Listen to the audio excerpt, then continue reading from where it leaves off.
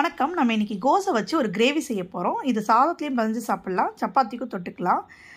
அதுக்கு கோஸோட ஒவ்வொரு எதலையும் தனித்தனியாக பிரித்து எடுத்துக்க போகிறோம். இப்படி தனித்தனியாக பொறுமையாக பிரித்து எடுத்துகிட்டு அதில் ஒரு மசாலா கோட் பண்ணி நம்ம வேக வச்சு எடுத்துக்க போகிறோம். அதுக்கு கடலை மாவு தான் பேஸு.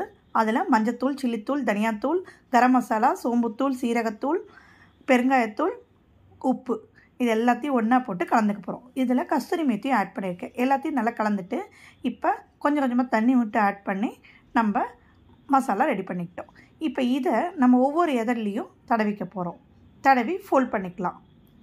இது ஃபோல்ட் பண்ணிகிட்டு இருக்க நேரத்தில் நம்ம இட்லி கொப்பரையில் தண்ணி ஊற்றி கொதிக்க வச்சுக்கலாம்.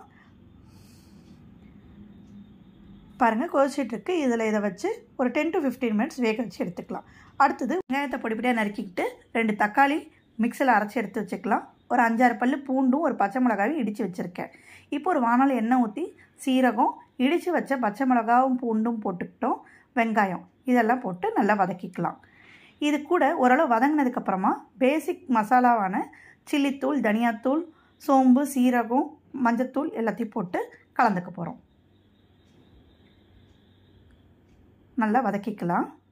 இப்போ தக்காளி அரைச்சி வச்சுருந்தோம்ல, அதை ஆட் பண்ணிவிட்டு தேவையான உப்பும் போட்டு வதக்கிக்கிறோம். தேவையான தண்ணி கொஞ்சம் ஆட் பண்ணிக்கிட்டேன். இப்போ ஒரு 3 டேபிள் ஸ்பூன் தயிர், அதில் கரம் மசாலா ஆட் பண்ணி பீட் பண்ணி அதை இதோட ஆட் பண்ணிக்கிறோம். நல்லா கலந்து விட்டுக்கிட்டு தேவையான அளவு தண்ணியும் இதில் ஆட் பண்ணிக்கிறோம். இது கொதிச்சிட்ருக்க நேரத்தில் நம்ம வேக வச்ச கோஸ் எப்படி இருக்குதுன்னு பார்ப்போம். பாருங்கள், நல்லா வெந்திருக்கு. டிரான்ஸ்பரண்ட்டாக தெரியுதா? இதுதான் வெந்ததுக்கான அடையாளம்.